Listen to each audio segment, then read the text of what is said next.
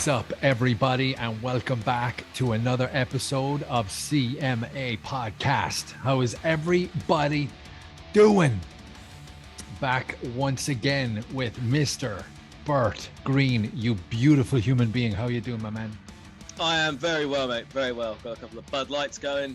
I've actually done my video for UFC 274 already. I'm ahead of myself. Usually I do that on a Friday. Right. As I mentioned to you, I'm doing things tomorrow, so need to stop being so busy all the time. And on top of that, we're playing the Time Machine game. It's dropping. My microphone just dropped. Did it drop back in? Are we good? It has dropped back in. Yes. Awesome. Yeah. I don't know what happened there. Maybe it's my cable. Who knows? This is showbiz. But the guy's using cables now. So good old Bill Burr. Fucking brilliant. But so this is dropping fight days today. It's Saturday night. Tonight's the big night. Ready for a fight, and all that stuff. Wasn't there an Elton John song about that? Saturday night's all right for a fight. I think so, yes. And he also did Rocket Man, for anyone who's an Elton John fan here. I got a lot of Elton John supporters. He also played the piano really well. He did. God bless the man. Tell you what, I would quite like to go and see Elton John live. Like, no jokes. I've never seen him live, and I think that it would be a cracking show. Old school entertainers like that who just did it for the love of the goddamn music. Like Meatloaf. Yeah. Meatloaf, fuck me. It was like a stage musical. I never went to see him live, but I did see like clips of his like live shows. I was like, that looks pretty epic. Yeah, man. So I thought the same with Jamiroquai, actually. Jamiroquai really impressed me. Yeah. He's got his lighting up hat. He's still got all the moves. Yeah. You forget that everything they did was a hit, basically. I was like, I know 3 or 4 of their songs. It'll be nice to go along. And everything they played was like, well, this was a hit. No, shit, this was a hit as well. Wow, these were all hits. Holy shit, they snuck all those under the radar, didn't they? That's it. Snuck them all in. Between like 93 and 98, there was some killer music out there. Just the problem was everyone was trying to be the coolest because the 80s they're over. And all of these gems just started popping up. I was a huge Oasis fan back in the 90s when I was a young little child. Oasis were pretty good. I loved them. I saw them live. First concert I ever saw with my mom. I was 12. Got to see Oasis. The Prodigy opened for them, and there was like a bootleg Beatles band that opened the show. Amazing. I love that new Lemmy poster you've got in the background. Oh yeah, my brother got me that for Christmas. That is legit. There you go, man. I'm a huge Motorhead fan. Huge. Yeah. But I can tell you bought the hat. You don't buy a hat if you're not a fan of something, which is why I got myself a cowboy hat. Speaking of hats, man, this is new. I need you to explain this one. Oh, well, I got this in Gatlinburg, Tennessee. Obviously, did my trip last month, and it was epic. Everything. I haven't got we could be here for hours if I'm going to talk about my trip. Holy shit! Some of the stuff that we did, like partying at the NASCAR, was top tier. That was top tier partying because it was just like a Fleabag motel. Literally, I'm not even kidding when I say the guys who were like 2 doors down, Clint from New Jersey. I got on with him because he's a Jets fan as well. He was like, what the fuck you support the Jets for? You're from England. You haven't got to support the Jets. I'm from Jersey. I gotta support the Jets. You don't have to support them. But anyway, he literally pulled back the bed sheets on his bed, and in the mattress there was a bullet hole and dried blood around it. Oh, fuck. That's the kind of place we were in. Honestly, there were some sketchy motherfuckers there. But we were all round the fire, like crushing Bud Lights until 4 a.m, drinking moonshine.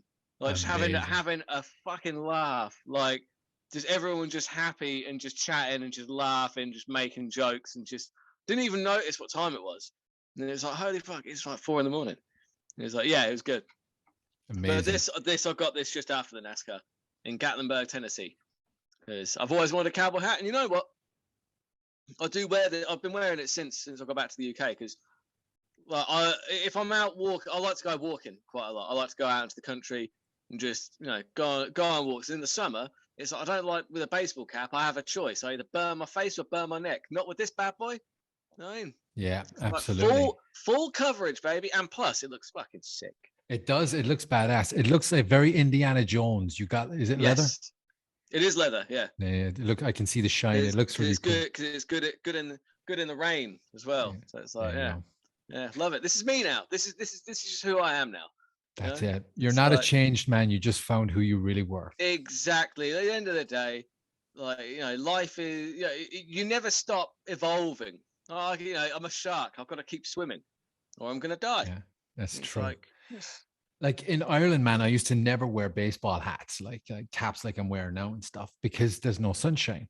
But I can't the weather's a little bit dicey here this week, right? Because you got your like very, very overcast, and it's always like the threat of rain.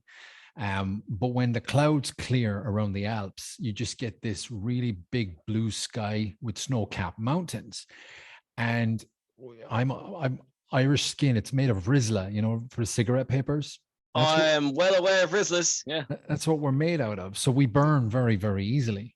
11 degrees with full sunshine. I got 20 minutes and I'm like a tomato. So all I do is wear hats now. I wear hats around the house. It's not I'm trying to look cool. It's just I'm used to it. Plus I like a warm head. You know what I mean? Yeah. I mean, I am 100% trying to look cool as well. So it's there you go. And I'll go one better for you, Bert. I signed up a Patreon account because of how cool you are, sir. I'm going to join. Really? I'm going to join your Patreon family. Oh, fantastic! There you go. So, I mean, I've only got one Patreon. Shout out to my Patreon. Yeah, it's a slow process, but it's just another thing that I can put out there. It's just for anyone listening, my Patreon gets early access to all my fight picks, exclusive content as well. It's £1 a month. It helps support the podcast, and it's like buying me a can of full fat Coke every month. There you go. You do that for me, for this guy with this hat. Come on. Can I ask what the exclusive content is in full disclosure? Because I want to know what I'm getting into. Are we talking OnlyFans type material, or is it all fight related? No. It's all it is I feel like it's only interesting to people who are really into how like the picks get made, how the sausage is made, as it were. Because what I do is, as I'm doing all my research, I basically just do like an audio only podcast, just sitting there recording me, just like going through. I'm like, I didn't realize that fight was back then. No, he stopped this guy back in the second round. Holy shit. And he's pretty good. And just the thought processes that go behind my picks, because obviously my pick show is usually, I call it fights in 15, but reality, like, it's usually a little bit shorter. Today's was a little bit longer. Don't hold me to the 15 minutes thing, guys. I was just trying to make a snappy title. I'm sorry. All right. Anyway. It's all right. Back on track. So it's just an audio, because it's usually like an hour or so, like an hour more of me just kind of rambling, just like, but I quite like the odds on this guy. Because the first thing I do is I look at the odds and I see if there's anything that jumps out at me that I think is skewed, where there's value. Because the bets are terrible, but the value on them, the end result is irrelevant in a way, because what I look for is value in the odds. I think, well, if I see something is 10-1, but I feel like, I look at how likely it is to happen, and I think actually it should be closer to 5-1, 6-1. Then for me that's a good bet, because you're getting value in the odds.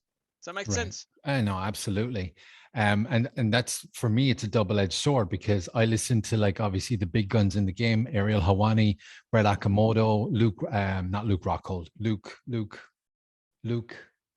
what's his name? Luke Thomas. Yeah.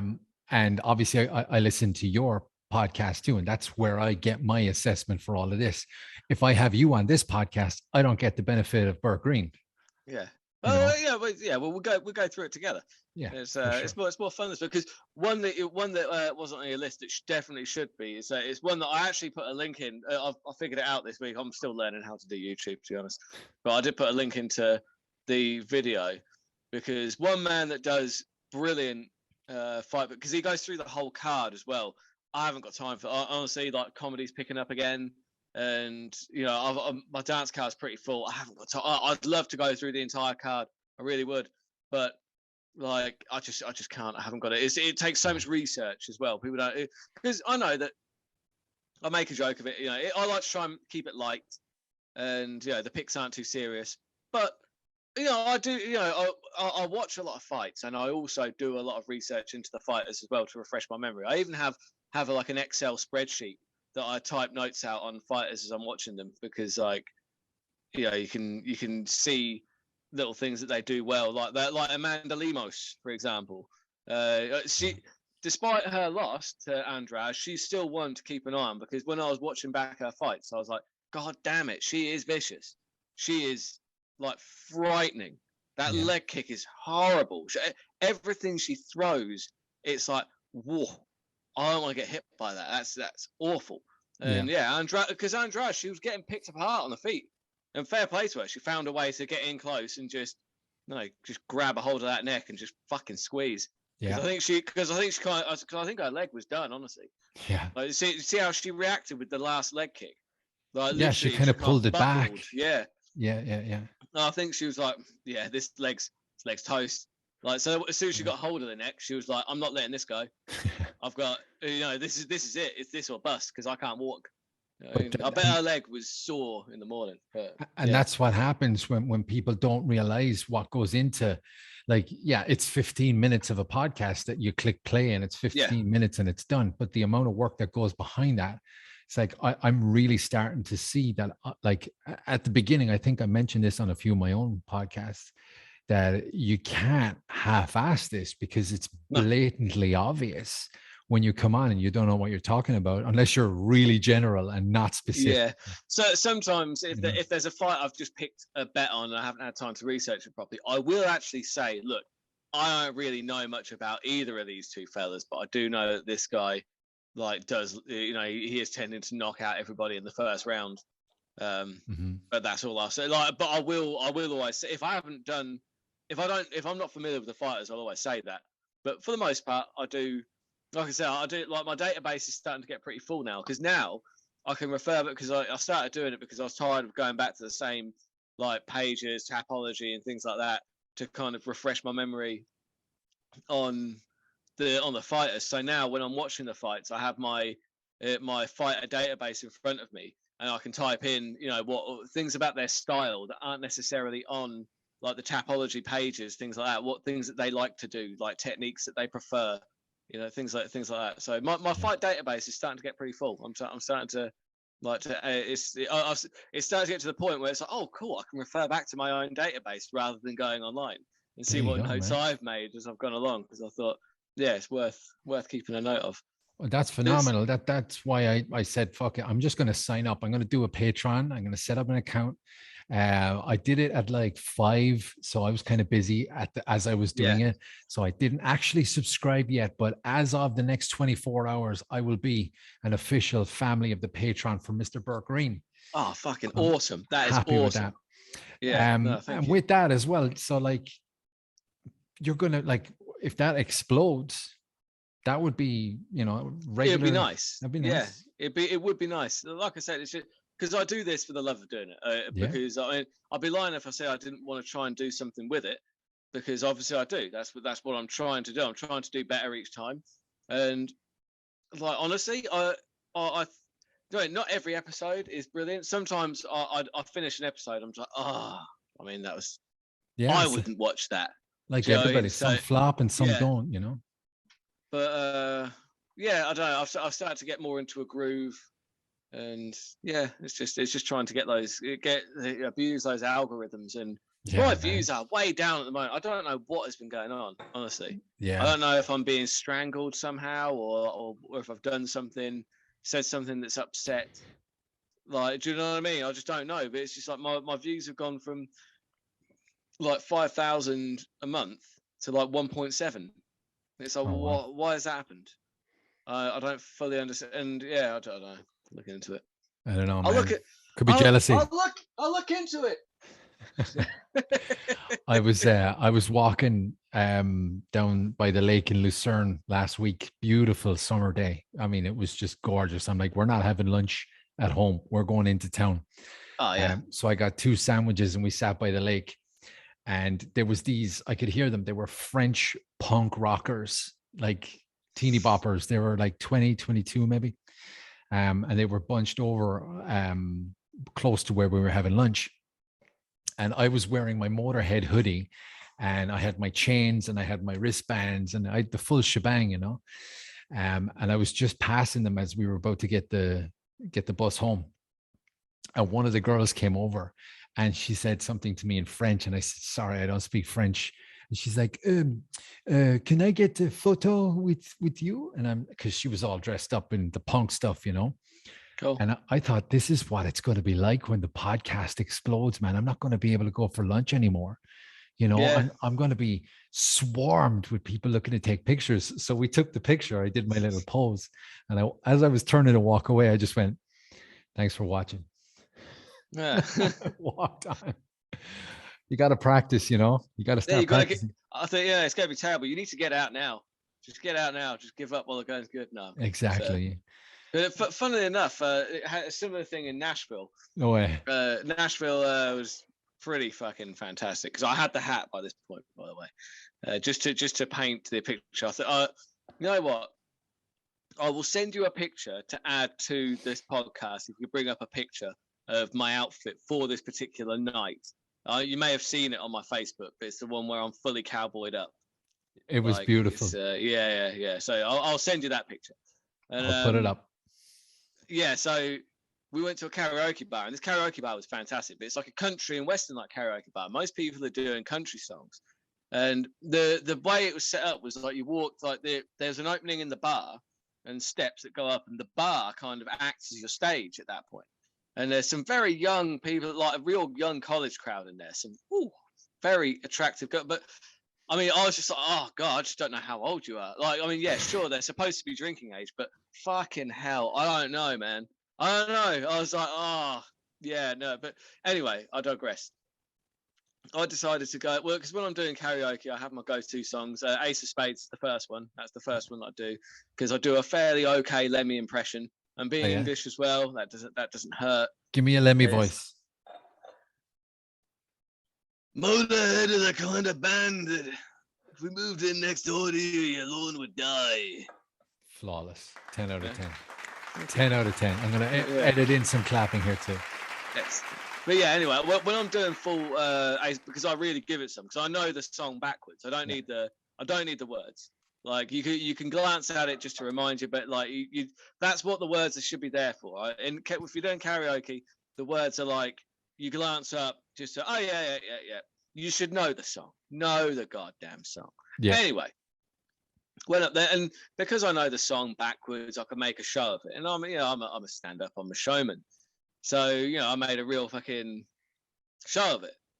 And yeah, people are coming up to me afterwards, buying me drinks, fucking like, because these college kids were just like, because obviously you get introduced, Burt is like, coming up to do this, and it was, oh my God, Burt, you are the king, man. God damn, that was amazing. That was one guy was like, oh, I actually pay to watch you. Do you have a band? I was like, no, I just because I did Metallica Enter Sandman next as well, and that was there was a few people in there because obviously again it's a country bar. Like so, but there were some people in there that were like, as soon as they heard the, they all just, you see their ears prick up, and they all looked up like, oh yes, and yeah, I do not a bad rendition of that one as well, and it was just everyone like at the bar was all fucking cheering and fucking and screaming as I'm making a fucking show of it, just a beast under your bed. That's it, man. In your closet, in your head. That is the closest I'm ever going to get to being a rock star. That's the closest I will ever get. And I totally understand why rock stars like love their lives. Oh yeah. I totally get that. I totally understand the appeal. I've got to be honest. It was good. Yeah, it was fun. As you say, it was good until it wasn't, and then they start queuing up, and then like you rightly said at the beginning, you don't know how old someone is nowadays, man. You need 2 forms of ID and confirmation, consent in writing. The thing is that the girls, it's like, yeah, you know, they're probably just heavily made up in that. For me, it was like the guys that they were with were a real tell. I was like, there's no way you guys are over 21. There is not a chance in hell, is there? Or maybe I'm just old. You know what? I think it might just be that I am old now. Maybe that's that what I'm old as fuck. And maybe that's what me and my mates will look like when we were 21. You know the dudes better than the girls. The dudes is always a stripy shirt and then the greased hair and the topped fringe. It's like, well, that's what I did when I was 16. So y'all can fuck off. Yeah. You know. Yeah. No, I don't. Yeah. Like I said, I don't know how strict they are on drinking age, but yeah, they were good though. Honestly, that was such a fun time. Like, because they were an actual fraternity from a college. You know, like you see these college like films, like the frats. Whatever, they were an actual like fraternity, like out on like a night out. You know what? They were all fucking really nice. They were all just like real like nice lads, just out for a good night out. And the ladies, you know, they were all real nice and just just couldn't be more. Yeah, just everyone was there, just having a good time, just having a nice time. Everyone was singing their songs, and yeah, it was good. It was killer. It was a very good night. Speaking of Nashville, I'm going to see Robert Plant from Led Zeppelin. Who doesn't know Robert Plant from Led Zeppelin? Sorry. He teamed up with Alison Krauss from Nashville, Tennessee. I don't know who that is. Alison Krauss. She's like a bluegrass singer. She was huge in the, I want to say 90s, early 2000s. Huh. You know, she's very, very, very niche market, but they teamed up for a couple of albums. Like they did an album back in the late 90s together. Nothing rock, nothing Led Zeppelin-y, but just I'm going to see Robert Plant at the Montreux Jazz Festival with Alison Krauss. That sounds pretty good. I will 100% cry at that show, and I will make a fool out of myself. To be in the presence of Robert Plant for me is huge because I'm the biggest Led Zeppelin fan. So my affiliation with Nashville. I did get to go to the Ryman as well whilst I was in Nashville to see Wheeler Walker Jr. Wheeler Walker Jr.? Yeah. I didn't realize how lucky I was to get tickets to that. Because that's not only, he was his first show ever at the Ryman. Because as he put it, it's just like, he said, everyone said that I couldn't sell. They said you can't do the Ryman, that you're not going to sell that out. It's like, well, look at us now, you fucks. It's like, I loved everything about it. It was just like, so this is the home of country music, huh? I haven't had a real country act here in 40 fucking years. It's just like, because he really doesn't like all the. I quite like the pop country stuff. Like honestly, like Florida Georgia Line, Luke Bryan. I like those guys. I do, but I think there is space for everybody in that crowded marketplace. But you have to understand as well that he's an independently produced artist. Yes. So he doesn't have the rules and regulations that go with it. So what you see is very raw and not commercial. Exactly. And that's what I liked about it. And also, I didn't realize that was the first gig he'd done in 5 years. He'd taken a break. I didn't realize that. I knew he'd never toured the UK. I just assumed he was touring in the US all the time. But no, apparently that was the first time he'd come out and done a show in 5 years. I was like, holy shit, I was there. There you go, man. It was fantastic. It was so good. Sweet. God damn. So we're here tonight to talk about UFC 274. Before we do, I want a quick word from our sponsor. All right, guys, we are sponsored by lolatong.com. Do me a favor, please go to their website. Browse their website, have a look at their items of fashion, clothing, dad hat, accessories. Oversized hoodies are my favorite right now, Burt, because the weather is a little topsy-turvy in Switzerland. So I like to be nice and warm with my oversized, phenomenally coated, beautiful, like super high intense fabric that I just love on my skin. Beautiful branding on the guns as well. So when you're walking downtown, people see you're wearing Lola Tong, you know what I mean? I mean, hoodies have to be big. I mean, is a tight hoodie a thing? Do people wear tight hoodies? A tight hoodie is a good thing when you're boxing. You wear a hoodie when you're boxing? Oh yeah, for sweat, it's awesome. What? Yeah. And you can wear your Lola Tong hoodie when you're boxing. You can wear it when you're around the apartment cleaning. You can wear it when you get a spontaneous text message from a friend that just came back from Venezuela who just wants to get a coffee. You can wear it anywhere you want. You're going to look good. Go to lolatong.com, check out their website, check out their items of fashion, go make a purchase. Go to the promo code section when you do add everything to your cart, and you will get a 10% discount when you add the promo code CMA. That sounds like a good deal. Would you agree? Oh, I'm sold. I'm sold. You're preaching to the converted, mate. There you go, man. Go get yourself something from lolatong.com, promo code CMA for a 10% discount. Go get some. All right, guys. Thank you for staying with us through all of that. I just wanted to have a chat about life, Burt. I don't think there's anything wrong with that. You know what I mean? Absolutely. So why are we here? We're here to break down UFC 274 live and exclusive from, is it Phoenix, Arizona? Is that where it's at? I think it's Phoenix. Oh, well, fuck me. You've stumped me there, mate. I thought it was Vegas. But... I got my laptop. You might, yeah. It is. You it's might be right. Footprint Center in Phoenix, Arizona. Burt, this fight card is specifically for the old school non-casual fight fans. The main card is an absolute fucking barn burner for anyone who knows anything about UFC, MMA, or fighting in general. It is phenomenal. I'm so excited for this fight night. I will not be going to bed. If I do, I'm going to be setting my alarm for 4 a.m. in the morning to watch the main card live. I'm not missing this one. This is awesome. Yeah, no, same. Like I said, the only, like I said, I'm not going to break any of these down, but the only ones that I would say on the prelims, definitely watch Randy Brown against Chaos Williams. That'll be a good fight. Blagoy Ivanov against Marcos Rogerio de Lima. Also heavyweights, good fight. So shout out to those guys.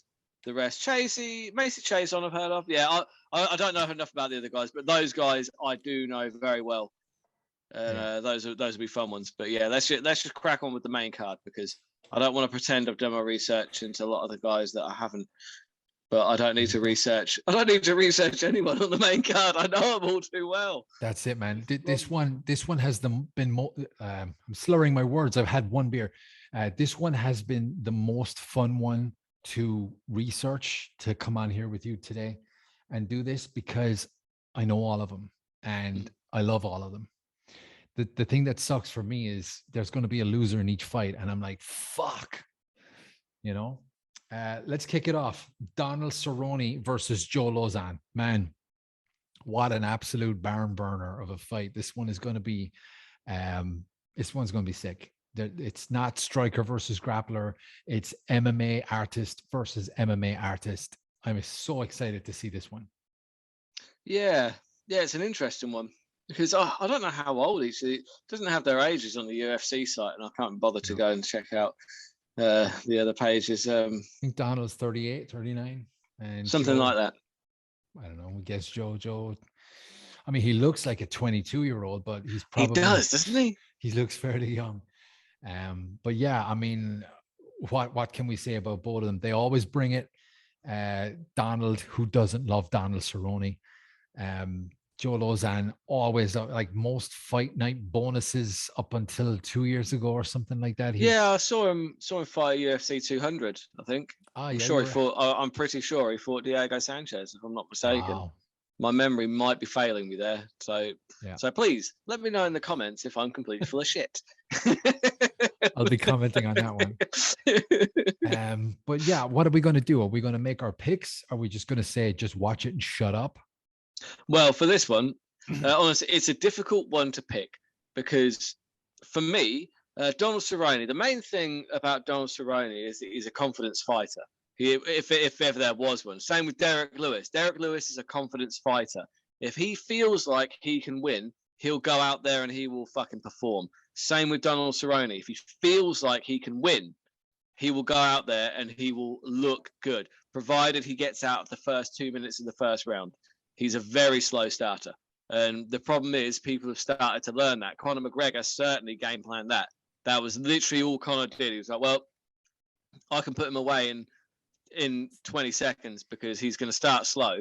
And Cerrone had far too much respect for McGregor, far too much. He looked like a deer in headlights. Yeah, honestly, and that's because he didn't believe he could win. I don't know why, because I feel like Cerrone is perfectly capable. Like even against someone as good as Conor McGregor, I felt like their styles matched up pretty well, and I felt like, but he was too happy just to be there. Does that make sense? absolutely. Look at the Matt Brown. Look at the Matt Brown fight. It took him a full round to get going, and then he came out second round. You've got those high kicks, those huge left hooks that he's got. Yeah. But yeah, Conor just smothered him within, what was it, 40 seconds, 45 seconds, something like that. The one thing I would say about Joe Lauzon is that he does typically fight at lightweight more often than Cerrone does. Cerrone is a lightweight that fights at welterweight a lot of the time, but Cerrone is the bigger guy. He's 6'1". He's got a very slight reach advantage, but he is going to be the slightly larger guy. I don't know if Cerrone would go down to lightweight again, just purely because he's getting older now, and the older you get, the harder that cut is. Yeah, Lauzon. I'm going to pick it. I'm going to pick. Unfortunately, it sucks to pick a winner in this fight. I'm going to pick Joe Lauzon either by TKO. I'm going to pick TKO, but he could very well get a submission. Okay, I think just because I think this one is a coin toss. You cut me off, but go ahead. Yeah. So yeah. Oops. Oops. You cut me off. Oops to you. Sorry. Go ahead. Yeah. I'm going to go against you just because it's a coin toss, this one. I mean, in all honesty, it is. Like who's going to win? Like, it's very close on the odds makers as well. I'm pretty sure that the odds are very... Let me just check. Let's have a little live check of the odds on that one. Let's see if I'm completely making up that the odds are close, because they might not be. The odds are pretty close. I'll tell you what, the UFC. That's surprising, though. On UFC.com, it's the American way, and I don't know how that works. It's plus 150 to Lauzon and minus 170 to Donald. So I don't know what that means, because... Well, that means that Donald Cerrone is the favorite. So which I find surprising, actually. If you put on $100, you win 170, right? Yeah. So I'll stick with my English. Yeah. What is that in English? I know, because we're the same. Because basically, I have them in decimals because that's how everyone works these days. But Cerrone is 1.57. He's actually a relatively that's in terms of just to win or lose. That's a pretty. Those are pretty short odds. Yeah. If I'm honest. So you put £1 on, you get 57 pence back. Yeah. So strong favorite. Yeah. So Lauzon's 2.38. So that's just better than even money. So you're getting £1.38 for every £1 you put on. I find that surprising, honestly. Yeah, because I didn't think there'd be that much in it. I'd be picking Lauzon based solely on the fact that we see both guys in wars, but we see who crumbles first. Yeah. Back in the day, one of my favorite fights to watch was Donald Cerrone versus Melvin Gillard, where Donald got murked in the first 2 minutes and came back. We don't really see that much from Donald much anymore. And we haven't seen Joe slow down as much as Donald. So I'm picking Joe on that one, and I'm going to say TKO. I think, honestly, that might be a good... I hadn't seen the odds. I thought the odds were much closer than that. I think if I was going to put money down, it would probably be on Lauzon, just because there's value. There's definitely value in that bet. Yep. I think TKO would be more likely, because he does like submissions, but actually it's the elbows of Lauzon that are really, really nice. Who was it that he got with elbows? I'm sure that was the Diego one, right? No, you're thinking of Matt Brown. Yeah, overhand right elbow. Yeah. Jesus Christ. I've got a feeling it was Mike Perry, but now I've got a feeling it was Mike Perry that elbowed him. Right. my whole leg was going out. But anyway, what I'll do is I'll go for Donald Cerrone, but I'll go for the submission. Submission because okay. Cerrone is quite good. If he takes it back, he's generally pretty good at getting that choking. Right. Yeah. But either way, looking forward to it. Absolutely. Next fight, Mauricio Shogun Hua versus Oven St. Preux. Is that pronounced correctly? Is it Preux? Over Saint Preux, I Preux. think. Yeah, because the French, they don't pronounce the last part of the OSP. OSP, as I like to yes. call him. I have a soft spot in my heart for Mauricio Shogun Hua, UFC 93, the pivotal weekend in my MMA repertoire. I'm at the Fighter Hotel. I'm just hanging out. I'm like, what am I going to do? Am I going to go back up to my room? Am I going to met no fighters at this point? Elevator door opens and out pops Mauricio Shogun Hua and his manager. Doesn't speak a lick of English. No, it does not. Could I get a picture? And he's like, yes. I'm like, all right, cool. Took a picture, really, really cool. Translated via his manager, spoke to him for like, I don't know, 30 seconds, a minute. But when I look back, I actually talked about this with Stitch. Let me pick up the name that I just dropped there. He's name dropping again. I talked about this with Stitch. I have to, when I look back, I was at the Fighter Hotel an hour before weigh-ins, and they were all really, really cool to me. I've cut weight before. I'm a prick when I'm cutting weight. They were all so nice to me, dude. It's like, I can't bet against Shogun. I don't care who's the favorite in this fight. I don't care how big or nasty Oven St. Preux is.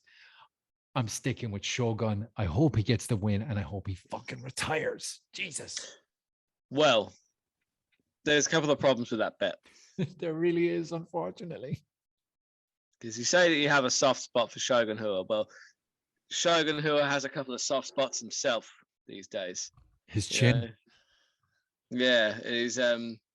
Let's not forget this is a rematch from 2014. Yeah. That one didn't last too long. Do you recall who won? Oh, yeah, Ovens. Oh, yeah. Now, what does our good old friend Chael P. Sonnen say? The P stands for icon. What does he say in this situation? But bearing in mind that mine and Chael's picks are about on par because we're both really fucking terrible. Yeah. The curse of Chael is a real thing. The curse of Burt is a real thing as well. Good Lord. But I don't know, man. We'll see. I mean, we don't know who shows up on the night. Ovens could be a killer and knock him out in 30 seconds. Shogun may have some wrestling and submission tactics that he may wish to nullify, some striking. So anyway, sorry, the reason I was bringing up old Chael P. Oops, did I cut you off? Oops.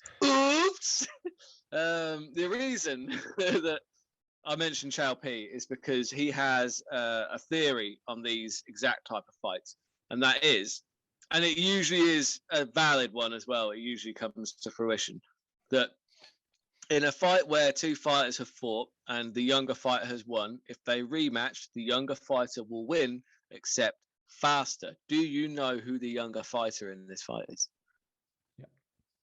Yeah. So we'll see. I mean, however, sorry, do you know how much younger Ovens is than Hua? I think take a guess. Who is 43, right? I think he's 42, 43. Is he older than that? Is he 36? There's no way he's 36. No, he is 40 and Ovens is 39. Oh, wow. So it's actually, wait, I looked at that earlier. I was like, no. Has Shogun got one of them dodgy Brazilian passports? You know what I mean? Those birth certificates. Like, wow. He's only 40, but Ovens is 39. Like, there's really not much in it. I thought there was way more in it than that. I thought Shogun was way older than that. Yeah. I say 43. It's just because he's been going. He's been like, I mean, that's a hard 40. That is a hard 40. Do you know what I mean? He looks like he could be like a hitman for Pablo Escobar at this point. Yeah, there's more melanin in the skin of the French guy, and he's got a more youthful. He's not French, you know that, right? I don't know that, but he's got a very French name, so I'm sticking with that. Yeah, he's from like Louisiana, I think, which is obviously, you know, because they're all French speaking. My name's Oven St. Preux. Yeah. I don't know exactly what. Yeah, I'm not 100% sure. I'm sure actually. Yeah. Where is he from? Let me have a look. Oh, I'm gonna. Google That's that. gonna bug me. That's gonna. You know bug what? No me. one ever says. Bing that. He's from Knoxville, Tennessee. I do apologize. He's not from Louisiana at all. He is fighting out of Knoxville, Tennessee. But he was born in Florida, though. So that's that kind of, the Panhandle. Yeah, that's not that's not out too far out from the realms of Louisiana, is it? Probably not. Not really. You're close. They Definitely both have than my guess. gators. They both have gators. They do. So yeah. So who do you think in this one? I mean, let's look at the striking ability of Shogun. Shoot the box, Brazilian jiujitsu. Shoot the box, man. You can't mess with the shoot the box, man. We go harder every day, man. Sorry, that's my Wanderlei Silva. That's very good, man. It wasn't terrible, was it? It's like, I once did a whole stand-up set just as Wanderlei Silva. That would be like nobody understood it because nobody knew who Wanderlei Silva was, but I had a great time. Yeah. Did you walk off to the Benny Hill? You disrespected the Brazil, man. You disrespect the shoot the box. You cannot do that, man. Sorry. So I'm sorry, Wanderlei. Please don't hurt me. Yeah, he's a huge viewer of this show, so you're in big trouble. As he should be. As he should be. The man's got sense. Anyway, right, back to who are you gonna pick? I am picking Ovince St. Preux. Huh? I'm picking Ovince St. Preux by submission. Ovince St. Preux by submission. Yeah. Makes sense. Because I just think that he's leaned more in towards his submissions as of late. If you go and watch my show, you'll see that I have a stat for that. He has won 4 out of his last 6 wins by submission. There you go. They wanted to rename the Von Flute choke the OSP choke because he's gotten it so many times.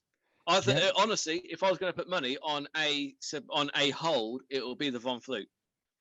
Yeah, because I think getting Mauricio down is going to be the difference in this fight. I think Mauricio can catch him. I thought you were going to say something else. I thought you were going to say, honestly, get Mauricio down in this fight is going to be easy. Probably not easy. I don't think easy. No, not easy. Not easy. But I don't think there's going. I mean, it's not like Mauricio is like a stud wrestler. It's not like trying to get Justin Gaethje down. Mm-hmm. Do you know what I mean? Or Chuck Liddell, like those kind of defensive wrestlers. Because the problem with Mauricio Shogun Rua is he's a BJJ guy, and one of the things that bugs me about some of the BJJ guys, as great as they are, considering like the whole art involves you getting your opponent down to the floor. Why are their takedowns so shitty for the most part? Yeah. Like that's not me making that up. Like, look at Damian Maia. His takedowns are fucking woeful. Like, I mean, you want to go down that route. Yeah, let's not. You can go down that route of debate, but in jiu-jitsu, you're not really truly worried about those up kicks or knees or, Very true. I remember one specific instance. It was the first time I really truly ever got hit hard. For some strange reason, myself and my brother decided to go to the local park, big open green where, families are and kids are playing around. And we decided to put on our MMA gloves because he's a Thai boxer. And I wanted to prove to him that my jiu-jitsu was superior. And it was the first time I'd ever seen a knee go through my nose. Nice. Ever. And just profusely bleeding. And I'm like, this is fantastic. Yeah. This is new. The thing is, to be fair, what I said then wasn't completely fair. That their takedowns can be okay from as long as they have a good clinch and they can get a body lock and go with the trips and things like that. However, if Shogun, I don't think the defense is going to be there for Shogun. I don't think he's going to be able to stop OSP from taking him down. Right. And I think that OSP is probably, once he gets him to the ground, I mean, obviously Shogun is he's going to be difficult to submit because he is a BJJ black belt himself. So he's going to know the defenses. But after a few punches to the noggin, a lot of those defenses, they go out the window. And and Ovince St. Preux is just very, very good once he gets it to the ground. And it depends which Ovince, because you touched on this earlier, actually, because I think Ovince St. Preux's, I think that his nickname should be like hit or miss. Yeah. You know, I Because mean, it depends on who you shows just up, don't but know. you Yeah. just truly don't know. But I cannot bet against Mauricio. I say Mauricio is going I to. mean, you could bet against him. You're saying you can't. You could. You could. It's If you wanted to win money, you could easily put money against Shogun. it's against my personal rules. You see, it would be against my That's personal rules. fair. I'm going to take. I'm going to say that Mauricio is going to catch him on the outside, and then he's going to drop him and run in and get a TKO. What are you But, thinking? but Stepping left hook. I don't even think the left hook. I think because he's southpaw, isn't he? He's a left-hander, so I think it's going to be a jab and a left cross. Excuse my ignorance here, but because I am an idiot.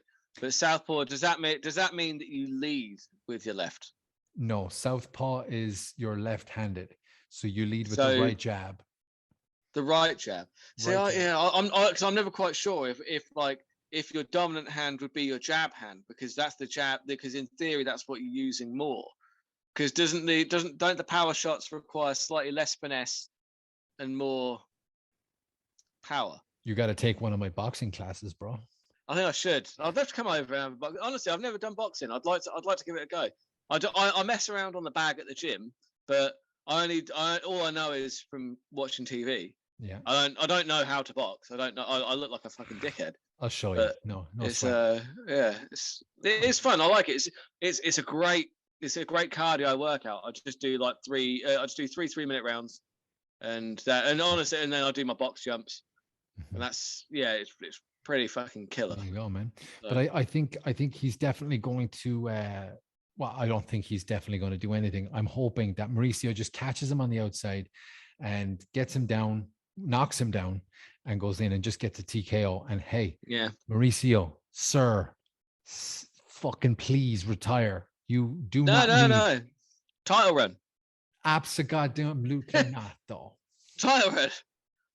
Oh, I can't do this. I'm not going to debate brain trauma with you. Hey, Shogun, title run. So he's out here. He's out the back. No, I am with it. Honestly, I am also. I like you. I'm a huge fan of Mauricio Shogun, who are pride legend. Just those. Every time I watch like his old pride videos, there's one phrase that comes up constantly, that just comes out of my mouth like without me thinking, and that is there any need for that? The soccer kicks. The soccer kicks. It's like, oh, come on, man. That's it. It's like, oh, come on, but that's a bit much, isn't it?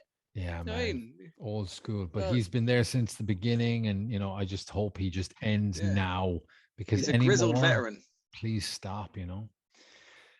Moving on. Or at least let him fight Gian Villante every week. Sorry. No, definitely not. Oops. Oops. God damn it! Now you're worse than what's it, Crystalia? Crystalia, yeah. Michael Chandler versus Tony Ferguson, dude. This is such a controversial one for me mentally, right? And I'll tell you why. Michael Chandler comes in and storms the division with his. I'm gonna stand for a second. I'm popping my ankle back. That's all right. Pop it away, man. God damn it! There we go. There we go. It's back in place. There you go. Michael. I should probably consult a doctor. Might be advised. Yeah. So Michael Chandler comes in, wins a fight, gets a title shot. Mm-hmm. He's a phenomenal fighter. Fought Justin Gaethje in a war. So we've got Tony Ferguson, UFC veteran, absolute killer. Very, very controversial comments this week. Has been on a downward spiral, has had outside of the cage issues. Brain trauma being a huge topic for discussion nowadays. Phenomenal cheekbones, though. Absolutely, man. God damn. Chiseled. But in an interview this week, he showed that he is not focused, and that he is bitter, and that he's angry, and that he's not in control of himself. And I think that plays a huge factor when you're fighting a guy as locked and loaded as Michael Chandler. So I think this one is going to be a war, but I think Michael Chandler is going to get his hand raised, and I think it could go all 3 rounds and just be a bloodied and bashed Tony Ferguson at the end of it all. Your take? It's funny to say about the interviews, because I actually thought exactly the same thing. Exactly the same thing. He seems like he's too distracted by hating everybody and blaming everybody else but himself for his work. Because what got me was when they said, "Oh, you're going to take out the Dana White privilege," and he was like, "Why are you laughing? That's not funny." Yeah. It's like, "Oh no, dude, it's a little funny." He's like, "No, the whole Dana White privilege thing, I thought it was a fucking joke. What, him getting a title shot?" It's like, well, what did you want him to do, Tony? What did you want him to do? After your 2 straight losses, you want him to, you're going to take a year and a half out. You want him to what? Just keep the whole division on hold, like, for you to come back? Like, what do you want him to do? Like, Michael Chandler, champion in Bellator, comes across, knocks out Dan Hooker, who at the time was top 5, right? Knocks out Dan Hooker cold. Obviously, he gets a title shot. That's the obvious move. Like, why everyone was so surprised by that? And not everyone, but like, all the kind of haters, why they were all so surprised by that, and why they're all kind of screaming, "Oh, it's this Dana White privilege." It's like, look, they've invested heavily into a fighter from another organization, and also, I'd like to add, they pay him better than they did in Bellator. Sorry, Phenomenal. A CMA podcast reference on CMA podcast. Yeah, that's beautiful, man.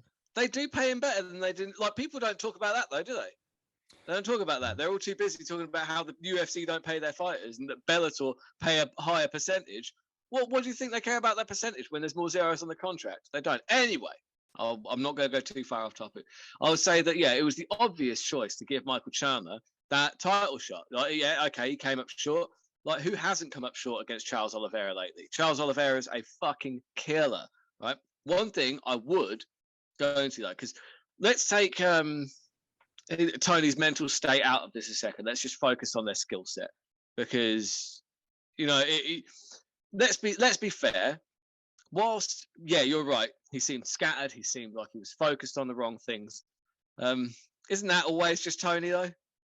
It's like, yep. He's kind of like that all the time. So I'm thinking, yeah, maybe just because we haven't seen him for a year and a half, we've forgotten that he is absolutely batshit crazy and always has been, and that's not necessarily going to be a hindrance to him in this fight.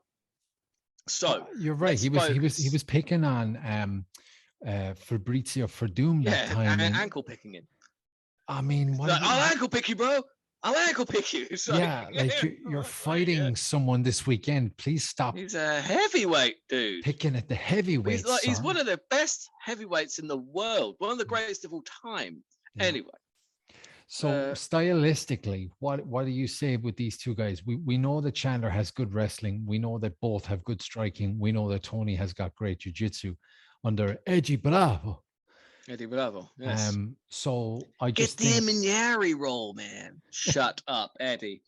Eddie! The earth is flat, bro. Hey, look into it, bro. I'm just saying, look into it. I just think Chandler has the I think Tony's on his way out. I think Chandler's on his way up. I just think that's just a natural way to go here. That's honestly, I understand and I appreciate what you're saying, and to a certain extent I agree. However, what I would say is that I think that Tony probably had, because Tony's taken a year and a half off, and that was good. That's fantastic. Get your head back under you, because people forget that actually, he lost very one-sided fights in his last 2 fights, but you've got to remember who those are against. I believe they're in a title fight, tonight. Yeah. No, they're the 2 top tier lightweights in the goddamn world. So all of a sudden, are those losses even that bad? And then you've got to look at what you can take away from those losses. Like, Gaethje did a lot of damage to Tony, but did he knock him down? No, he didn't knock him down once. Yeah. Did Tony knock Gaethje down?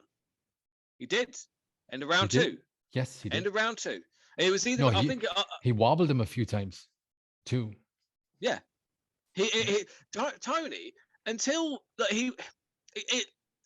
when it got to the end of that fight, it looked like it was a brutal massacre, and it was like, oh fuck, throw in the towel. But you got to remember that, like, you know, after round 2, yes, okay, Gaethje was clearly ahead on the scorecards, but Tony wasn't out of that fight, and he was throwing back, and that uppercut that he landed to drop Gaethje, there's an argument to be had that had there been more time left on the clock, that would have been trouble for Gaethje, right? In the Charles Oliveira fight, yes, completely one-sided. But Charles Oliveira has the most submissions in UFC history. He's possibly one of the greatest submission artists to grace the UFC. Is that a fair statement? Very. He's fucking sublime. He spent 3 rounds basically in submission positions on Tony Ferguson, and Tony Ferguson did not tap out. Yeah, he almost had his ankle or knee. Yeah, his arm broken. Yeah. He did. Charles Oliveira, as great as he is at submissions, as high level as Charles Oliveira is, could not get the submission on Tony Ferguson despite having 3 rounds of basically top control. There's something to that. True. I don't think there's going to be any submission attempts from Chandler, though. He's a wrestler. Oh, no. An absolute wrestler. So he'll stay on him for 3. It's a 3-round fight as well. So he'll stay on him for 3 rounds. Fight. He might just try and outstrike him. I think he'll try and stay away from any ground game from Tony. I don't think that Chandler is necessarily going to try and outstrike Tony, like to outpoint him to a decision. No. I think that Chandler, his way to win it, because Tony Ferguson, he's got some pretty good volume, and his strikes come from really, really strange angles. He does have a reach advantage. He does have a height advantage. He's going to be the longer fighter, and I feel like Chandler, the way his striking is very impressive, actually, and one of the reasons his striking is very impressive is that you don't know if he's shooting for a takedown or if he is throwing that right hand, because he drops to the same level regardless, right? He kind of drops down slightly, and it's like he can either drop down and take your legs, or he can throw that right hand. And the problem is, a lot of fighters, they don't know which one he's doing either. So you guess for takedown, put your hands down to stop the takedown, you end up eating an overhand right, because I think that's pretty much what happened to Pitbull when they fought in Bellator. Yeah. So for me, I don't think Tony Ferguson is going to be as afraid of the takedowns, because actually that's kind of where he wants it. I don't think, because Tony Ferguson, you got to remember, he is a wizard off his back. He is so fucking good, and his Darce chokes are on another level. I think that Tony Ferguson has had a year and a half off, and I'm not saying that Chandler's not everything that we think he is. He's Iron Michael Chandler, right? He's fucking good. He's got a vicious right hand. He's got excellent wrestling. He could just ground and pound El Kukui into oblivion. However, looking at the odds, which I'll look at right now, right? Yeah. Considering how good. Because I want to get your thoughts on this as well, because this is going to be interesting. I want to know your thoughts, because considering how good Tony Ferguson is at submissions, his Darce chokes, he's got more ways of getting you into a Darce choke than I can even think of. He's got more ways of getting you into a Darce choke than I've got MMA t-shirts, and I've got a fucking drawer full of them. Yeah. Right? He can get those chokes in. He is 14-1 to get the submission. I just think the wrestling from Chandler would justify that. I don't think it does. I think that honestly, I think that I don't know if wrestling Tony Ferguson is the path of least resistance for Chandler. Honestly, I feel like actually stylistically, this fight, it poses a lot of problems for Chandler, because he feels like he's got to get Tony out of there, I think, because look, Chandler's on a 2-fight skid himself, and that brings with it some pressure. Yeah. And he's fighting a guy who most people, including the bookies, have written off as being done, over the hill, finished, right? Yeah. So there's an added pressure to that, because if you get finished by that guy, then what happens? What happens to Michael Chandler then? True. And that might encourage him to take some risks that he perhaps shouldn't take. And I don't know if sitting in Tony Ferguson's guard is the best thing to do, because it's not the same kind of style wrestling as, say, your Khabibs or your Makhachevs. It's not the chain wrestling. Michael Chandler is a very bread and butter, meat and potatoes style wrestler who will get the single leg, the high crotch, or he'll power you with a double. Those are the ones that he generally goes for. And I feel like a lot of those takedowns will just mean that you are sitting in Tony's guard. And I don't think that sitting in Tony's guard is necessarily the best thing, because Tony can slap on those submissions. People have kind of forgotten, I think, and including the bookmakers. Not and that is why I am elbows. taking the elbows as well. He's so active off his back. Yep. Like, I don't, and that for me, I feel like that almost not nullifies, but at least takes away from that big right hand, because Tony's not going to be defending. Like, he's not going to be putting his hands down to defend a takedown. He's like, take me down, bitch. You're in my world then. Take me down. Go ahead. Right? Please take me down. I hope you do. So he is going to be able to keep his hands up to block that right hand. Mm-hmm. And that said, Tony does get hit a lot. Yeah. Too much, in fact. But he does get hit too much. Do you think that Tony will get this one? I would say, you know what? It's a hill that I don't think that Tony is quite done yet. I'm willing to speculate on the year and a half out doing him the world of good. And also the fact that stylistically, I feel like this is a matchup that's not going to present that. I feel like Tony has perhaps more ways to win this than Chandler does. I really do. I feel like he has more avenues of winning in terms of holds and techniques. I feel like Chandler probably presents a bigger danger with the one-punch knockout power. Like, although, Ferguson has power himself. But for me, I'm going to go with Tony Ferguson. Not just because I have put money. I put my money where my mouth is. I'm taking Tony Ferguson by submission, because I think that 14-1 for a guy that's as good at submissions as Tony Ferguson, I think is fucking outrageous. I don't know. Like I said, for this point, it's almost irrelevant if he gets the submission or not. But I don't think it's 14-1 unlikely. Okay. If I'm honest, well, I feel like I'm taking Mike Chandler. 8-1. I got Mike Chandler for the win, and I'm going to bet $10 with you right now. Oh no, I'm not betting with you. $10. I'm going to bet $10. You're going to give me 4-1.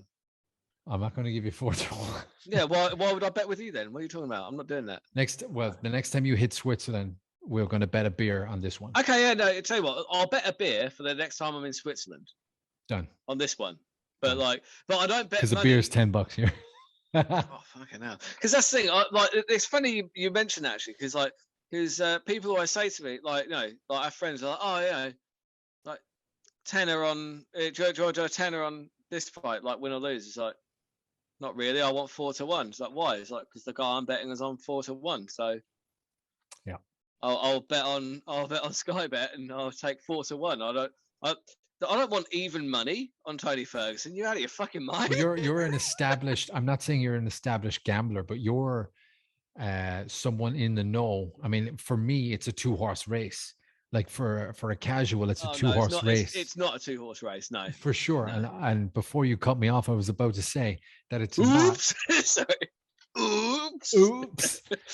But yeah, there's odds attached to it, and I understand that now. I always thought it was a 2-horse race before I was fully educated on fighting and the likelihood.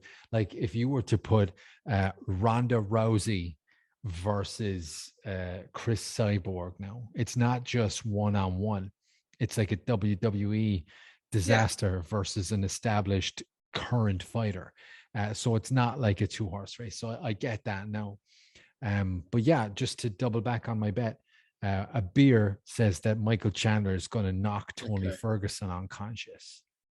Okay, so do I get a beer on any other result than Chandler knockout? No, I'll give you the 4-1. So if I win, I get 1 beer, and if you win, you get 4. If Tony Ferguson wins, If Tony Ferguson wins, you get 4 right? beers. But if Chandler wins by submission or decision, it's nullified. Done. Absolutely. I'm going Okay, strictly fair for the enough. knockout. Yeah. Done. So Yeah, you done. get your 4-1. Done. You get your submission. You get Yeah. I'm this is in. it. I'm in. This is how I get sucked into this. Yeah. Rose Namajunas versus Carla Esparza. Is that pronounced correctly? Carla Esparza. Yeah, Esparza. sounds about right. Yeah. Obviously, once again, these two girls bring it. Soft spot in my heart for Rose Namajunas. The most romantic UFC MMA couple on the planet is Rose Namajunas and Mr. Pat Barry, former UFC heavyweight. Are they? Their walk-ins, their romantic, you say? Romantic, dude. There was tears rolling down my face, and I'm not kidding. I was crying. You know how old she was when Pat Barry started grooming her? Oops. Oops. Oops. Sorry, Pat. Sorry. So when they're walking in together and she's preparing she's getting the Cutman Vaseline and stuff, and Pat Barry's giving her that pep talk, and in the ring the last time against Weili Zhang, where he's talking about, who's the best? I've been saying this for fucking years. I'm the best. And she's screaming, I'm the best, versus Johanna Jim Jędrzejczyk, yeah. Like the fact that she was being verbally assaulted by her in the first fight and is saying the Lord's Prayer, our Father, during all of that, and the fact that it's a whole bully versus innocent little bystander, just someone who's looking to go through fight week and go through the pressure of it all, and then to completely humiliate Johanna with that title victory, losing her belt, getting it back. Rose Namajunas all the way, bro. Yeah, I mean, she's the favorite, and rightfully so. She's got the reach, she's got the height. If she can stay on the outside in boxing range, then Carla Esparza is going to have a horrible night. Yeah. And Namajunas, she's got so many weapons when it's standing. What I would say though is Carla Esparza, I mean, I don't know, man. She knows how to win fights. That's what I would say about Carla Esparza. A lot of the time, it doesn't look spectacular, it doesn't look pretty, but she knows how to win. She's a winner, right? She's a former champion herself. I believe she was the first. Yeah, she was handed that belt though. No, but didn't she win like the Ultimate Fighter? Yeah, she did, and it was. These women have evolved. These women were not killers back then. There was 3-round, 5-round decisions. I don't know what happened. Maybe estrogen testosterone steroids had something to do with it. I don't know. I'm not making any accusations, but I do know that these women were not killers at the beginning, and they learned correctly how to fight an MMA fight and finish an MMA fight. You look at, I don't know, does Carla have any submissions or TKOs or knockouts? I don't think she does. Yeah, she does. I mean, it's mostly decisions, but she won by TKO in her last fight. Yeah, because she's a wrestler. She wrestle fucks people, and she beats them in the head. But did you just say? Did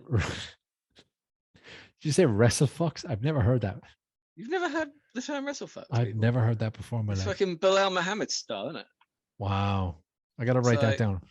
Yeah, Bilal Muhammad. Have you not seen the meme where like it's got Bilal Muhammad and it's just like in his sunglasses, and it's just like, oh, that's a real nice crowd favorite you've got there. Be a shame if someone was to wrestle fuck them to a decision.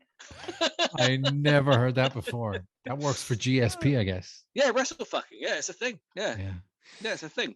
I don't think she's got well, I say this with fucking ridiculous confidence, but on Sunday morning I could be very, very mistaken.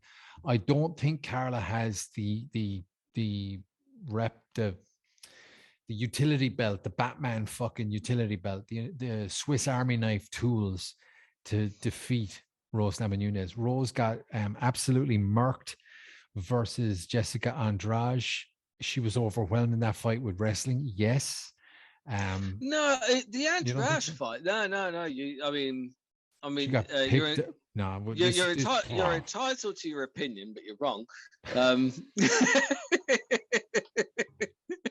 In that I think that honestly, like, people are honest. Hit me up in the comments. Call me a fucking nutcase. But I'll call it to you on this fucking show. You're a fucking nutcase, bro. What are you talking about? She got overwhelmed with wrestling. She got taken down. The first fight, right? Rose Namajunas, Jessica Andrade. We're talking against Jessica Andrade, right? Because they fought twice, right? Yeah. One where Rose lost, and one where Rose won. Rose looked better in the first fight. It wasn't like literally. It was all Rose Namajunas until Andrade picked her up and slammed her on her head, and that was what won of the fight, and that was it. Like outside of that, Namajunas was picking her apart. Oh, I don't know about that.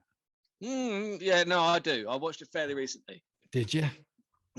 I sure did. All right. Well, honestly, her jab was popping. Like she was just picking like Andrade apart. She really was. And Andrade was just similar to the Lemos fight. Like fair play to Andrade.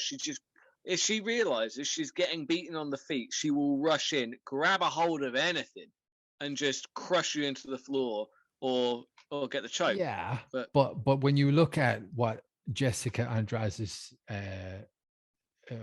what's the word I'm looking for? I speak English. Style? Not style, but her tactics, her strategy. Yeah. When you're like the bulldog, you want to get hit a few times. Yeah. You want to invite that, like that whole Mike Tyson thing where he just kept his hands here, invited a few jabs. I think she was allowing Rose to hit her a lot in that fight, just to get. But Rose did hit her a lot. Oops, sorry, what? I didn't hear you. Rose did hit her a lot, though. She did. No, she did, and that was. So you agree with me? It's not that I don't agree with you at all. It's not that I disagree with you, but I think. So we agree then. I think you're saying that Rose picked her apart until that big slam. Yeah. So you agree that happened. I think that Jessica allowed a lot. So we're in agreement. I think that Jessica allowed a lot of strikes so that she could go in and get. She allowed herself to get picked apart by the better striker, and so we're in agreement. I'll wait for you to finish. I'm sorry. Oops. I'm sorry. Jesus. So I'm just having fun. That's all good.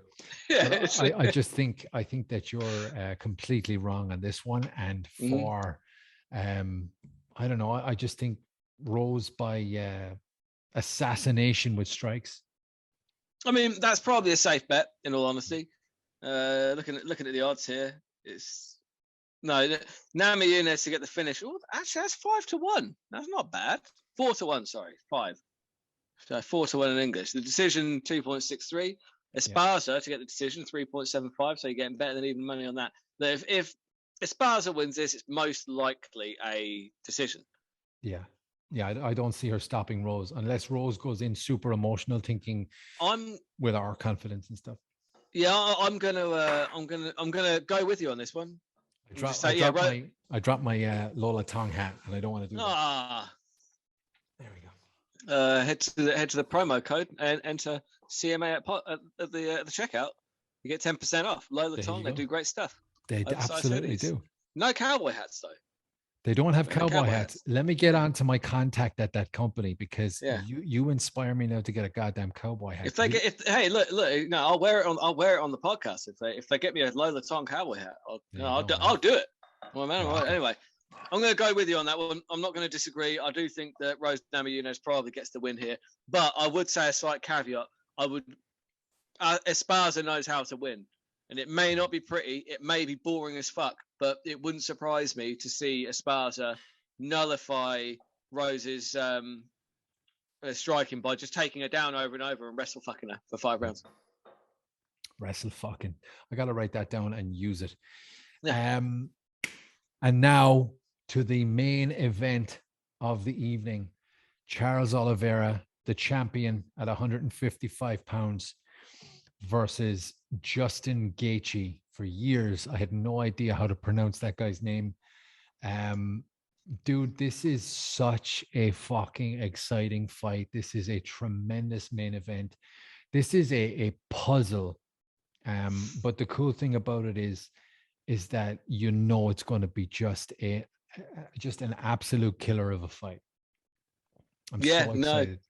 completely agree. It is a puzzle. It really is. Because I keep going back and forth on this one. I've placed my bet and I'm going to stand by it. But I'm so back and forth on this one because the thing is I don't know if it was Gaethje saying it or if it was some sort of like weird clickbait article, but it's something that does. It kind of annoys me when I see fighters do it. It's always the stand-up guys, the kickboxers that go, "Oh yeah, well, but he wouldn't dare stand with me." It's like, yeah, he doesn't have to, bro. It's mixed martial arts. Yeah. You have to stop. Like, why should Charles Oliveira have to play to your strengths? Yeah. That's fucking Like, illegal. it's fucking illegal. That's fucking illegal. Yeah, it's I don't yeah. know. Why should Charles have to play to your strengths, bro? Come on, bro. But yeah, and Charles Oliveira is like, he hit back saying, "I'm gonna knock Gaethje out," and it's like of course he's gonna say that. He's gonna initiate the clinch. I think he's gonna get a body lock. I think it's going to the ground. I think that Gaethje's gonna get a few licks in. Don't get me wrong. I think that what Gaethje's gonna do early is he's gonna get that leg kick popping. I think that low calf kick's gonna be popping. But I think that Oliveira's got he's got a slight reach advantage. I always in my head I have Oliveira as being taller, but he's not. He's an inch shorter, Yeah, which it's is because he's weird. so skinny. Yeah, but he does have the reach. And actually, Oliveira's Muay Thai has come quite a long way in the last few years. And that's going to be especially useful when it comes to the clinch, because that's where Oliveira tends to get a lot of his takedowns. Most of it, he's a Brazilian jiu-jitsu guy, so don't be looking for power doubles, high crotch, single legs, things like that. That's just not going to be coming from Oliveira. So what you are going to see is more body locks to trips to takedowns. And I do think this fight hits the mat. Now, it's going to be a question of how confident Gaethje is in being able to hang with Charles on the ground, because for me, I think that once it gets to the ground, it's going to be like a hot knife through butter. I think that Oliveira is going to just have his way with him, and it won't be like trying to submit Tony Ferguson. There are going to be openings, and I'm not saying that Gaethje isn't, it isn't a good, jiu-jitsu guy. He's clearly, they all train it, you know what I mean? But he's not on the level that Tony Ferguson is. That's what saved Tony Ferguson from getting submitted. I don't think that's going to be there for Justin Gaethje. I think Gaethje knows that he has to try and keep this fight standing, and that's quite a lot of pressure, actually, because he knows that one mistake, one slip, one slip up, and he knows that once it goes to the ground, you have got the guy with the most submissions in the history of the UFC, arguably the best submission fighter the UFC has ever seen, and you've got him, working his way towards another submission, and that's the way I think this one is going. The bookies also seem to agree with me, but I'm not going to say I'd be surprised to see Gaethje like throwing down those leg kicks and just start beating Charles up to the point where Charles maybe even can't get close enough to get the takedown. But that's what the key is here for Gaethje. He must maintain boxing distance. Yeah, he must. agree. If he lets Charles get his hands on him, even for a moment, that's dangerous. And I don't think Charles, and let's be fair, like I said, Charles, I don't feel like he's the better striker here. Far from it. Well, not far from it, but his striking has gotten a lot better, and he does have the reach. And I feel like the skill on the feet is closer than the skill on the ground, if that makes sense. Absolutely. And You see the Charles Oliveira versus Michael Chandler. It was a classic case of Charles's striking setting up to get the fight to the ground from a knockdown. But yes, when you look at what Charles did against Dustin Poirier is he incorporated striking into grappling into takedowns. Yes, exactly. Yeah. And that's the difference in this one. I think the difference is Charles is going to sounding again way too confident on a Sunday morning. But I think Charles is going to have to get Justin to get the guard up, defend himself. Then it'll be a case of into grappling, then into takedowns. Then if it goes to the ground, Justin's going night again. Justin's coach is Trevor Whitman. Trevor Whitman is a very, very, very smart guy. So they have drilled this most likely to the grind. I think that my pick is Justin and New.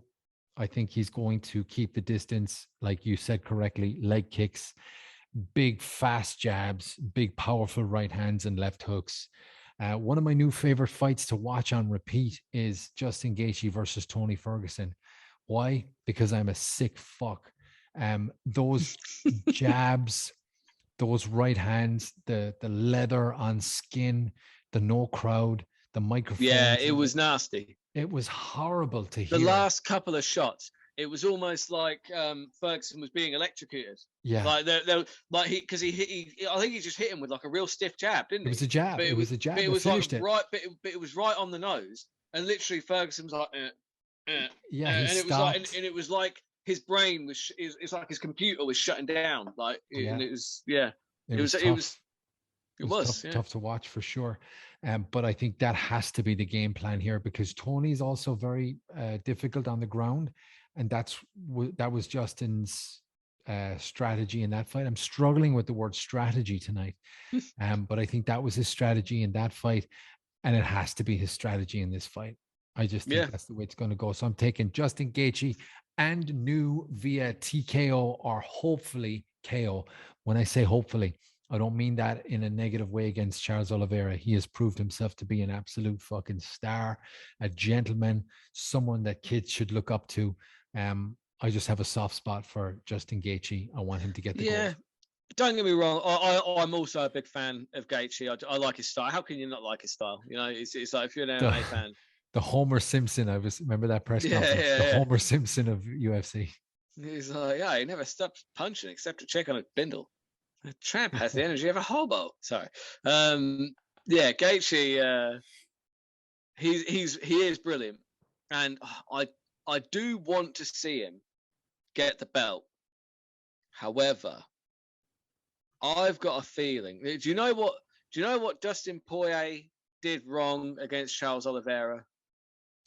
It depends on which part, because not technically, not from a technical standpoint, not from anything he did in the octagon. Okay. But it's just he came in with this air of it wasn't even confidence. So I thought it was arrogance. I thought that he thought, I thought, he like Charles Oliveira. Charles Oliveira is no Khabibnurmagomedov, and I beat Conor twice. So I can't speak for what's going on in their heads, but I felt like there was that kind of like energy coming off him, and I thought that was a mistake. Yeah. I thought it was almost overlooking Charles because Charles has been beaten early on in his career, and obviously, and again, like the boogeyman Nurmagomedov is out of the division, so people are thinking now is the time to get my hands on that belt. It's like the whole John Jones thing, right? Yeah. Yeah. I'm getting the same aura off Justin. Honestly. Yeah, we'll see. I've seen, and I'm not saying that like that's a bad thing, because confidence is a great thing, but it's slightly more than confidence. I feel like, and Charles has taken advantage of it, because it's like, overlook me at your peril. Yeah. You know what? My name might not be Nurmagomedov, but if I win here tonight, I've equaled his title defense. How many title defenses did Khabib have? 2? 6 though, huh? 2. No, title defenses. Right, because he beat Conor, defended against Dustin, and then defended against. But he had the belt before Conor, right? Yes, he did. Hang on, who did he beat? Oh, he beat Al Iaquinta for the vacant title, so that's not a defense. And then he defended against Conor, defended against Poirier, defended against Gaethje, so that's 3. So Oliveira beat Chandler, defended against Dustin. And then he needs to get a couple more defenses. But I would like to see Oliveira go on to be one of the most dominant lightweight champions of all time. I really would. I'd like to see that. And in order for him to do that, I genuinely would too, if it wasn't Justin Gaethje tonight. Tonight. Yeah. No, I do agree. This one is it's one of those fights where I'm going to be slightly gutted for whoever loses. Yeah, exactly. I said at the start, I'm like, every one of the fights, apart from I want Rose to beat Carla, every one of the other fights, I'm like, oh, fuck, there's going to be a loser. Yeah, but for me, I like Charles more than Gaethje. Gun to my head, if I had to pick one, it's Charles Oliveira, because he's just been, for me, I've watched him since the start. I got to see his first fight in the UFC, and I hope that I'll get to see his last. Absolutely. And it's the way I keep eating and drinking. It's not a foregone conclusion, but but yeah, I don't know. I feel like he's been on such a journey, and not that Gaethje hasn't, but Gaethje's journey pales in comparison to Charles' journey. Like, if we're comparing journeys, can we compare journeys for a moment? Sorry. But yeah, that's UFC 274. I'm excited to watch him. I'm going to watch him live. Bert, are you going to watch him probably on Sunday afternoon, Sunday morning? Sunday afternoon, I think, because I'm actually going to see Steve. Have you ever seen Steve Coogan as Alan Partridge? Are you aware of Alan Partridge? I know Alan Partridge. Aha! Yeah. Knowing me. Know me, know you. Yeah. He's doing a live show in Nottingham. So I'm going to go see that on Saturday. Isn't he playing Jimmy Kimmel not Jimmy Kimmel, Jimmy Savile in the Jimmy Savile. Is he playing Jimmy Savile in the movie? He might be. You know what? He might be. I think I can't remember. Yeah. But you're going to see him live? Yeah. Wow. Yeah, can't wait. I am a huge Alan Partridge fan. I've been watching since I was a little kid. Like, literally, I've been watching since the 80s. Yeah. Like, and the fact that he's still going as the same character. They have a statue. They have a statue of Alan Partridge in Norwich. Do you know that? There you go. They have an actual statue of his fictional character, because he's been an institution for so long. I can't wait. So I'll probably, if I do watch it live, it'll be on my phone, but it will likely wait until I get back on the Sunday. And I'll just have to put my phone into flight mode, because I know me and my mates are going out after. So yeah, it should be fun. Yeah, I'm going to watch them live. I'm not missing these ones. So Sunday, I'll probably go to bed. 7:00, maybe get 3 or 4 hours. Yeah. So we'll see. Back to normal. I swear to God, man. Back in the day when I used to have no responsibilities, no children, nothing to do on a Sunday except sleep, eat, and maybe visit the bathroom a few times. Perhaps a Sunday afternoon beer with a friend. I don't know. But Red Bull at midnight, or if I was going out, get back before the main card. But yeah, I'm excited for this one, man. And I always absolutely love breaking these down with you. Yeah, no, it's been so much fun, man. Thank you again for having me. It's just an absolute pleasure. It rules. So yeah, always it's always a pleasure. We'll do plenty more of these. I think the numbered events are good to break down, because you can get into them. Get into them. Yeah, as long as you're not interrupted. Oops. Sorry. I said that knowing you were taking a drink for the awkward silence, So I'm going to be a Burt Locker Patreon subscriber from tomorrow on. I want you to tell people, awesome. Tell people where you are and how to find you and Patreon and all that stuff. Well, I'm on YouTube, the Burt Locker on YouTube. One thing I discovered actually in America is that back, when I used to get to tell people, I'm on YouTube and I'm on the Burt Locker, it was 4 or 5 pages of the Hurt Locker before you would find my page. Do you know where the Burt Locker is now? If you type in the Burt Locker on YouTube? No, let's try it. If you just try it. I'm going to go right here. I'm going to go the Burt Locker. It's the first thing that comes up. Yeah, it is. Is there a specific thing you've done? No, just been slugging away, I guess. Just because obviously it used to get the Hurt Locker just always, or like five, 6 pages of the Hurt Locker stuff, right? Oh, wow. But now I think I've got enough videos and content out there that it's recognized me as my own thing. Oh, So like when I you was mean the telling algorithm? people, yeah. So Right. when I tell people, like, because I was a couple of people when I was in Nashville were like, oh, well, who are you on YouTube? I was like, oh, the Burt Locker.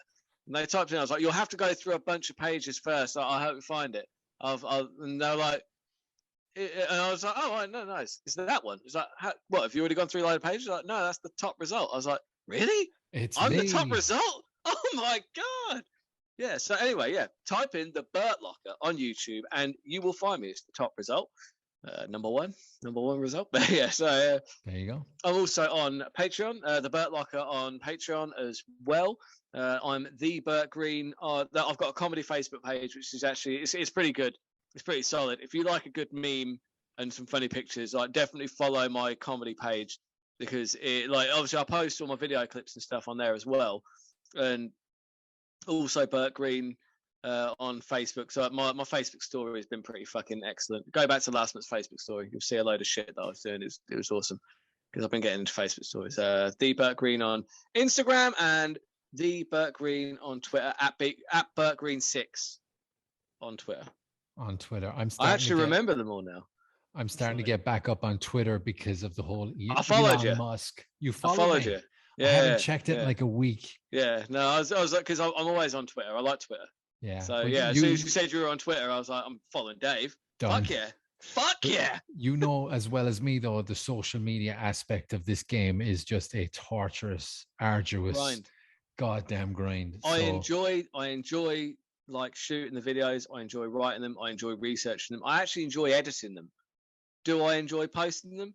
No, I'd rather bash my cock flat with a brick. But there we go. Yeah. Just. I have never tried that, but now that you mention it, it probably feels better than goddamn social media grind. Yeah. But yeah, man, thank you very much for coming on, man. I really appreciate it. And I fucking love talking about these fights with you. Same. And thank you. Keep doing everything you're doing, man. Because you know me, I'm always commenting. I love your podcast. I really do.